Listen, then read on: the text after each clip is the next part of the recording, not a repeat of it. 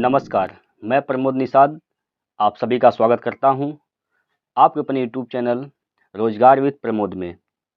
और हम लोग कर रहे हैं एसएससी जीडी का प्रैक्टिस सेट जीएस का। और ये जो प्रैक्टिस सेट है यह तीसरा प्रैक्टिस सेट है। इसमें टोटल 20 प्रश्न होते हैं। इन 20 प्रश्नों का हम लोग प्रैक्टिस कर रहे होते हैं। अब 20 प्रश्नों में आप कितने प्रश्नों के जवाब कर पाते हैं आप लोग कमेंट बॉक्स में हमें जरूर बताइए। और हम क्या करते हैं, हर एक प्रश्न का विश्लेषण भी करते हैं। तो यकीन मानिए, आप अगर इस प्रैक्टिस सेट से जुड़ते हैं तो आप कहीं ना कहीं एग्जाम में एक अच्छा स्कोर खड़ा कर सकते हैं। तो आप लोग वीडियो को पूरा देखिएगा, अंत तक देखिएगा। हर चीज़ें आप लोगों के लिए बेहद इंपॉर्टेंट हैं। चलिए, आज के लिए पहला यहाँ पर क्वेश्चन दिया गया है, घोड़ा गाड़ी की गति भौतिक के किस सिद्धांत का उदाहरण है। घोड़ा गाड़ी जो होता है ना, वह भौतिक के गति के किस सिद्धांत पर आधारित होता है। अब देखिए, जो घोड़ा गाड़ी होता है वो घोड़ा गाड़ी को खींचता है, आगे से चक्का लगा होता है और घोड़ा खींचता है। तो घोड़ा जब खींचता है तब पैर से नीचे बल लगाता है पृथ्वी पर, पीछे जो है नीचे है पृथ्वी पर, पीछे इस साइड में बल लगाता है, तब वह आगे बढ़ता है। तो इसको कहते हैं क्रिया प्रतिक्रिया। और क्रिया प्रतिक्रिया का जो नियम है न्यूटन के, यह तीसरे नियम से संबंधित रखता है। तो यह इसका जो सही आंसर है वह हो जाएगा क्रिया प्रतिक्रिया। क्रिया प्रतिक्रिया, ऑप्शन नंबर ए।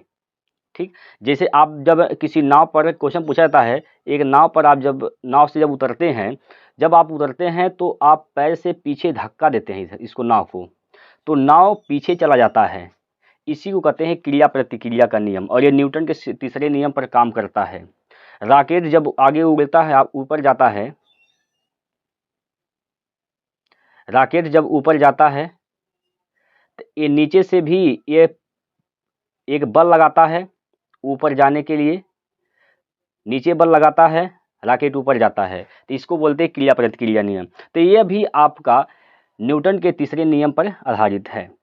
ठीक है, तो अगला प्रश्न पर चलते हैं। अगला प्रश्न देखिएगा, अगला प्रश्न क्या कह रहा है, मछली में मौजूद राइबोफ्लोविन को किस रूप में भी जाना जाता है। मछली में मौजूद होता है राइबोफ्लोविन, उसको किस नाम से जाना जाता है। तो इसको विटामिन B2 के नाम से भी जाना जाता है। तो विटामिन B2 इसका राइट आंसर हो जाएगा, option number C, vitamin B2। Clear है। चलिए, विटामिन के की अगर बात करते हैं, विटामिन के की कमी से मनुष्य के रक्त में थक्का नहीं जमता है। ठीक है, विटामिन के की अगर कमी हो जाती है तो रक्त का थक्का नहीं जमता है। और रक्त का थक्का जमाने वाले प्रोटीन का नाम क्या होता है, आप लोग कमेंट बॉक्स में बताइएगा। ठीक है, विटामिन सी की अगर बात करते हैं, विटामिन सी स्कर्वी रोग, विटामिन सी की कमी से स्कर्वी रोग होता है। ठीक है, तो चलिए अगला क्वेश्चन पे चलते हैं। इसका राइट आंसर क्या है, ऑप्शन नंबर इसका राइट जो है सी है, विटामिन B2। क्लियर है दोस्त। चलिए अगला क्वेश्चन है, यहाँ पर देखिएगा, दिए गए विकल्पों में से कौन सी बीमारी सुअर से फैलती है। कौन सी बीमारी है जो सुअर से फैलती है। तो सुअर से फैलने वाली बीमारी का नाम क्या है, स्वाइन फ्लू। स्वाइन फ्लू किससे फैलता है, सुअर से फैलता है। ठीक है, तो स्वाइन फ्लू इसका राइट आंसर हो जाएगा। चलिए आगे चलते हैं, अगला क्वेश्चन देखिए, मछली में भारत में फ्रांसीसी उपनिवेश की राजधानी क्या है। भारत में फ्रांसीसी उपनिवेश की राजधानी क्या है, बताइए इसका आंसर क्या होगा। भारत में फ्रांसीसी उपनिवेश की राजधानी क्या है। तो ये है पुदुचेरी, जो कि ऑप्शन नंबर बी इसका राइट आंसर हो जाएगा। क्लियर है। बताइए भैया, क्या इतनी बात क्लियर है। वास्को डी गामा 1498 में भारत आया था। 1498 में भारत में आया था, और वह कहाँ पहुंचा था, कालीकट बंदरगाह था। कालीकट बंदरगाह था, यहीं पर वह केरल में पड़ता है, यहीं पर वह पहुंचा था। और राजा उस समय हुआ करता था वहाँ का जेमोरिन, उसी ने उसको स्वागत किया था। ठीक है, तो इसका जो राइट आंसर क्या है, तो इसका राइट आंसर है पुदुचेरी। क्लियर है? आगे चलते हैं। अगला प्रश्न देखिए, अगला प्रश्न देखिए यहाँ पर। चलिए, प्रश्न कहा रहा है कि हरेली का त्योहार निम्नलिखित में से किस भारतीय राज्य में मनाया जाता है? हरेली का त्योहार किस भारतीय राज्य में मनाया जाता है? तो यह मनाया जाता है छत्तीसगढ़। छत्तीसगढ़ है, तो इसका राइट आंसर क्या हो जाएगा? छत्तीसगढ़ है। एक दोस्त होता है हरेली और एक होता है हरेला। एक क्या होता है? हरेला। इसको भी याद रखिएगा, हरेला। हरेला कहाँ मनाया जाता है? तो यह मनाया जाता है उत्तराखंड। उत्तराखंड। हरेली छत्तीसगढ़, हरेला उत्तराखंड। चलिए आगे चलते हैं। अगला क्वेश्चन देखिए,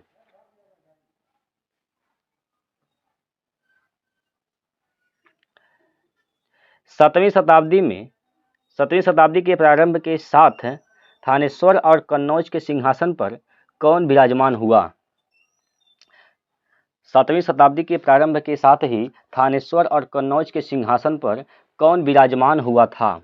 यानी कौन उस सिंहासन पर बैठा था? तो यह बैठा था हर्षवर्धन।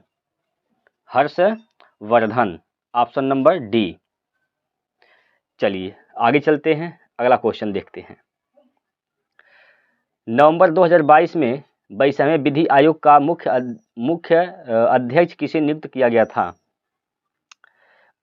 हालांकि ये 2022 का करंट अफेयर है, अगर आप नहीं पढ़ेंगे कोई दिक्कत नहीं है, ठीक है। आपको 2023 का करंट अफेयर पढ़ना है। वैसे इसका नाम क्या है?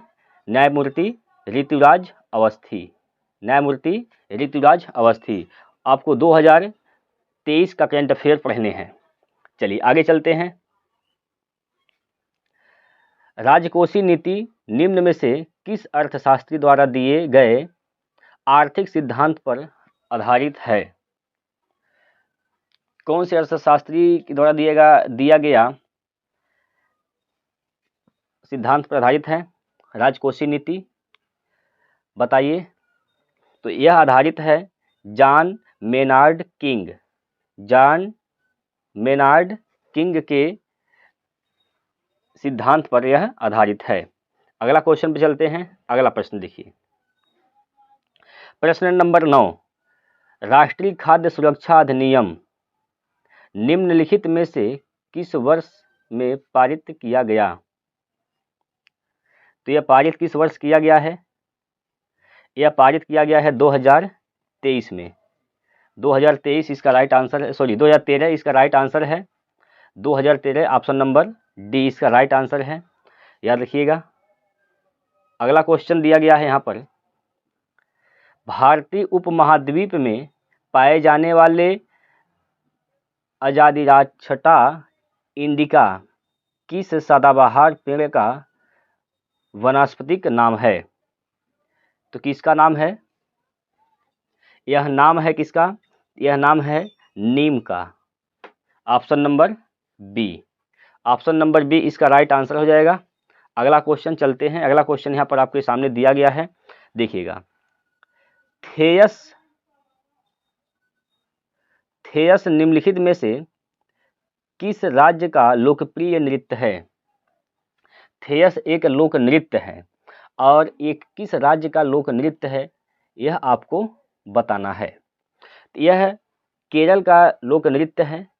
केरल, याद रखिएगा। Option number C is the right answer, Kerala. थेयस केरल। थेयस कहाँ का लोक नृत्य है? केरल का लोक नृत्य है। अगले प्रश्न में चलते हैं भैया। अगला प्रश्न यहाँ पर देखिएगा। अब अगला प्रश्न क्या कह रहा है? प्रश्न नंबर 12, पृथ्वी के वायुमंडल की किस परत में ओजोन परत पाई जाती है? पृथ्वी के वायुमंडल में किस परत में ओजोन परत पाई जाती है? पृथ्वी के वायुमंडल में किस परत में ओजोन परत पाई जाती है? चलिए 12 नंबर क्वेश्चन है, इसका सही आंसर क्या हो जाएगा? समताप मंडल। समताप मंडल। समताप मंडल में ओजोन परत पाई जाती है। क्लियर है? चलिए, जो मौसमी घटनाएं होती हैं, जैसे बारिश होता है, ये मौसमी घटना है, यह किस मंडल में होता है? बारिश मौसमी घटना है, आप लोग कमेंट करके हमें बताइए यह किस मंडल में होता है। चलिए, इसका मैं आप लोगों का कमेंट नीचे कमेंट बॉक्स में इंतजार करूंगा, आप लोग कमेंट में जरूर बताइएगा। अगला प्रश्न चलते हैं, अगला प्रश्न में चलते हैं। अगला प्रश्न यहाँ पर दिया गया है, प्रश्न नंबर 13, प्राकृतिक प्रक्रिया के माध्यम से किसी वस्तु का उत्पादन भारतीय अर्थव्यवस्था के क्षेत्र किस क्षेत्र से संबंधित कार्यकलाप है? प्राकृतिक प्रक्रिया के माध्यम से किसी वस्तु का उत्पादन भारतीय अर्थव्यवस्था के किस क्षेत्र से संबंधित कार्यकलाप है? तो किससे संबंधित है? यह है प्राथमिक क्षेत्र से संबंधित है। Option number A is the right answer. Clear है? अगला क्वेश्चन चलते हैं भैया, अगले क्वेश्चन पर चला जाता है और अगला क्वेश्चन यहाँ पर आपके सामने दिया गया है। चलिए, निम्नलिखित में से कौन दक्षिण भारत की सबसे लंबी नदी है? दक्षिण भारत की सबसे लंबी नदी कौन है? दक्षिण भारत की सबसे लंबी नदी कौन है? तो दक्षिण भारत की सबसे लंबी नदी का नाम है गोदावरी। याद रखिएगा, गोदावरी दक्षिण भारत की सबसे लंबी नदी है। ठीक है, तो गोदावरी को याद रखेंगे, दक्षिण भारत की सबसे लंबी नदी गोदावरी है। ठीक है भैया, चलिए आगे चलते हैं। अगला क्वेश्चन पर चला जाता है भैया, और अगला क्वेश्चन यहाँ पर 15 नंबर क्वेश्चन आपके सामने दिया गया है। 2024 में होने वाले ग्रीष्मकालीन ओलंपिक खेलों की मेजबानी कौन सा शहर करेगा?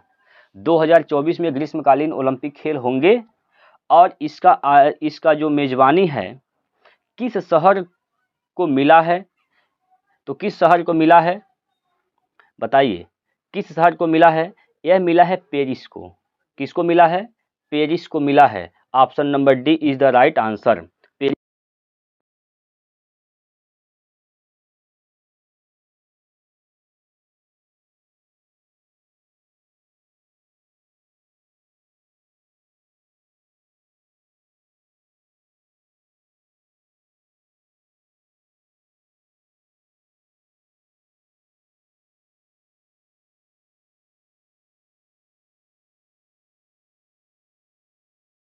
जी ने रामचरितमानस किस भाषा में लिखा है?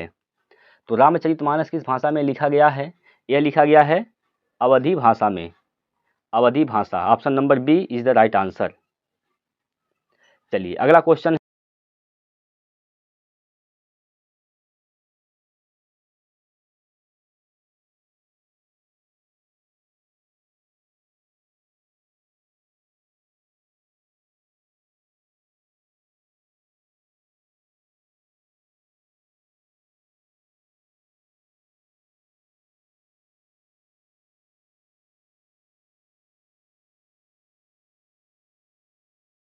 सही उत्तर हो जाएगा।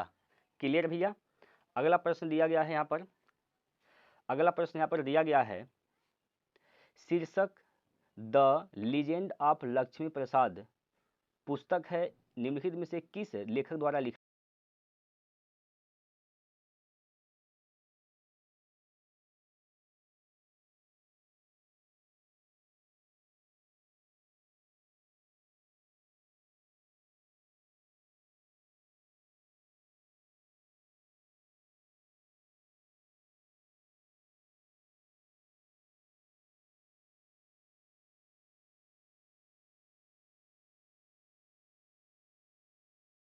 विधेयक 2019 को पारित किया गया है। यह किसका पारित किया गया है? 1986, यानी option number A is the right answer. Clear है? अगला प्रश्न लिखिए, महान भारतीय खिलाड़ी विजय अमृतराज, महान भारतीय खिलाड़ी विजय अमृतराज निम्न में से किस खेल से संबंधित हैं? यह किस खेल से संबंधित हैं? यह है लॉन टेनिस से संबंधित, यानी option number C is the right answer. ये 20 प्रश्नों पर हम लोग डिस्कस किए भैया, और 20 प्रश्नों में से आप कितने प्रश्नों के सही उत्तर किए हैं आप लोग हमें कमेंट बॉक्स में बताइएगा।